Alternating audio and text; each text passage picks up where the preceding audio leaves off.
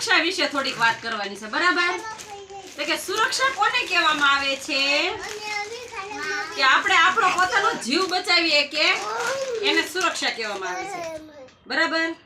હવે આપણે આમ સિહોર જાતા હોય તો આપણે ડાબી સાઈડ હાલવાનું ક્યાં હાલવાનું પછી સિહોર થી પાછા આવીએ ને તો જમણી સાઈડ હાલવાનું કે કઈ સાઈડ હાલવાનું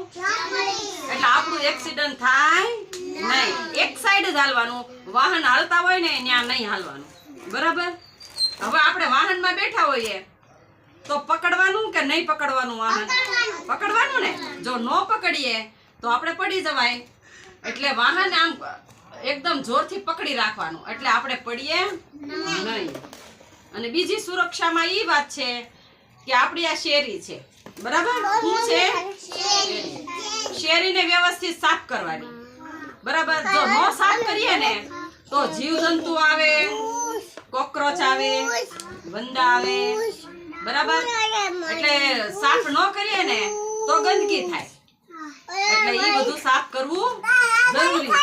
એટલે આપણે માંદા પડીએ નહીં બરાબર ને સુરક્ષા કોને કહેવામાં આવે છે એ તમને ખબર પડી ને